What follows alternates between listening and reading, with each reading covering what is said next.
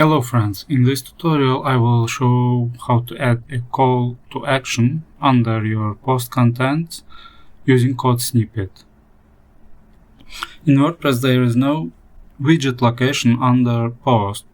There is widgets in sidebar, in footer and in other places, but there is no built-in feature in most themes. There is no built-in feature that can add some widget after each post.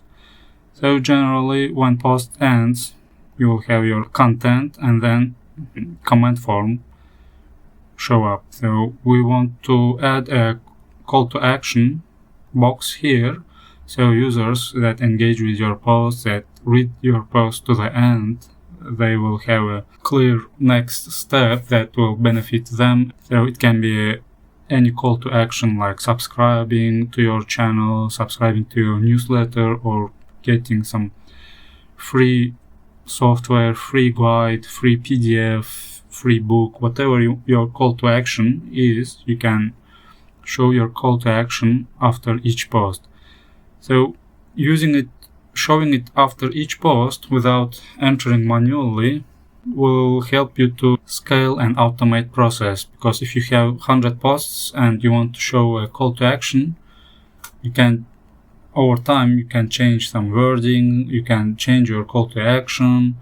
It will be easy changing your code snippet and it will update on all your pages. So in order to add call to action, I have two versions of it. Let's start with simple one. Go to my website webpa.com, after Content CTA. I will post a link in description as well. Go to that URL and grab this simple version of code snippet. Copy it. Navigate to your WordPress dashboard. I'm using code snippets plugin. After installing and activating, it's accessible from your WordPress menu. Then click add new button. Paste code snippet here. Give descriptive title after Content CTA simple. And now we need to change some stuff here in our call to action. So let's start with content.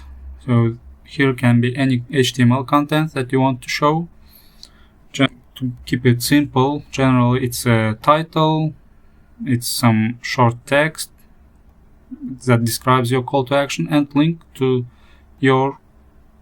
take an action. So it can be to other page, it can be a form, it can be anything. So here I will show what I use generally. I have a call to action on my website, so it's a speed up your WordPress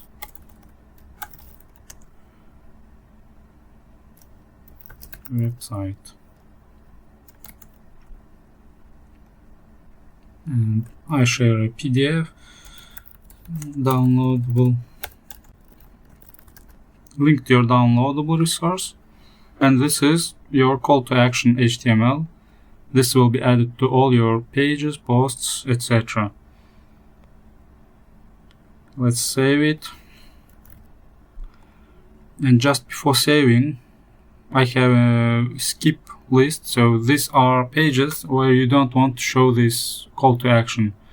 And I don't want to show this call to action on my lead magnet page because user is already there and I don't want them to go where they are already. So I don't want to show it there and I don't want to show it on thank you page. So once they completed call to action, there is no need to ask them repeat the process.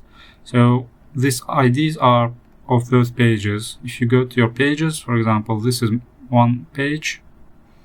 So you can see your ID when you click edit. You can see your ID here. So this is my post ID. Copy this and paste it here. So get all ideas of those thank you pages and other lead magnet pages and paste them here with comma. Then use tags to group your code snippets, save changes, and activate. Now let's see how it looks on our website. So if we refresh this page, this is a call to action, simple call to action. So it has titles and text, description, and call to action button link here. And when we click on it, new page opens, lead magnet. So it's a subscription form which offers a PDF. It may be different for your website. It must be different for all websites. So you will have your own call to action and your own text here.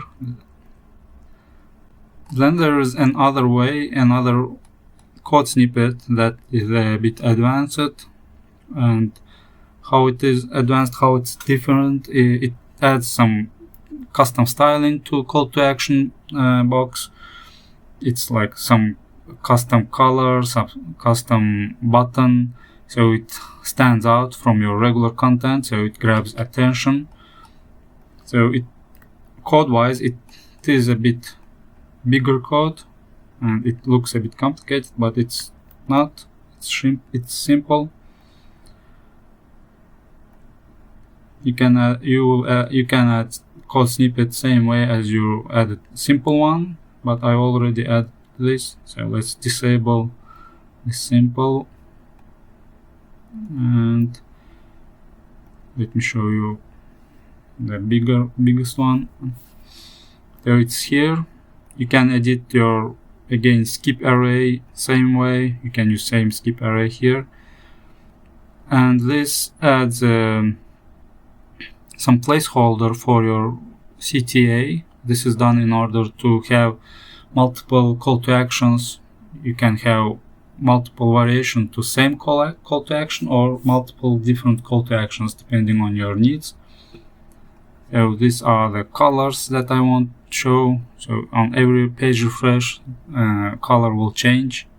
And here you can add your call to action HTML code.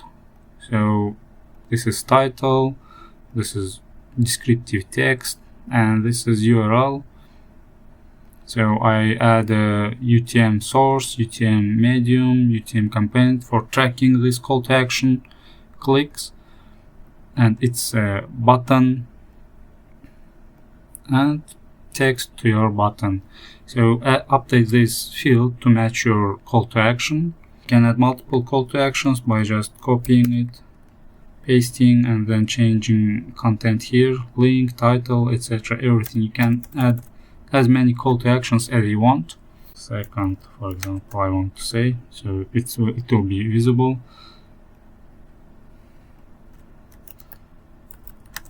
Second download checklist. So you will see that how it's different. So, and you can also say different campaign here, CTA 2 for example. So you can measure which call to action performs better, which one gets more clicks. Then give tags and save changes. Also, you can select only show on site front end for a call to action, because it will be visible only on front end. Save changes, activate. Now if we go to page bottom, this is our old simple one, and if we refresh this, here we see new call to action, which is advanced, and this is second version. So I have added 2 versions, and this is the first version, and it always changes colors as well with each refresh. It changes colors, and sometimes it changes message as well. So this is how you add your call to action. If you want to track these clicks, you can use Google Analytics or Looker Studio template. So this is my Looker Studio template. In call to action, I use a UTM medium display, so it will be classified as a display ad or banner ad in your Google Analytics.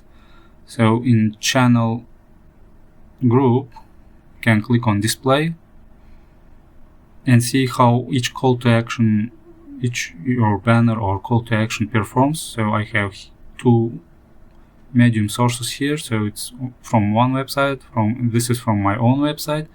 I can measure how they perform, each one, and which pages they view, how long the session on each page was, etc. So this is good for tracking. You can get this page template, this Looker Studio template, and use it. I will post a link on description, and I have a separate video for it. You can get it there. And that's it. That's how you add your call to action to all pages. So if I go to other page, I will have again same call to action with different colors. So this call to action will show on all pages, even on home page I use it. So at the bottom you can see that there is a call to action.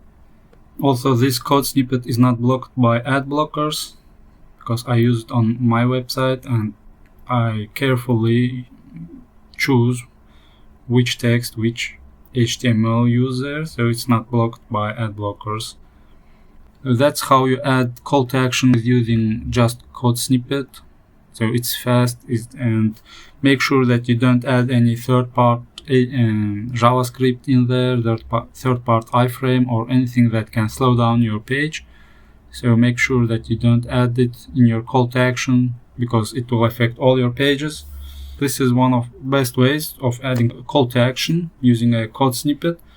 And if you want to speed up your website and want to make sure that all pages are fast, then get my free PDF checklist that I use, that I mentioned in this call to action as well.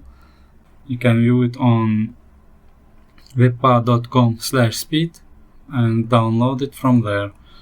Thank you for watching, and keep tuned for more video tutorials about optimizing your WordPress website.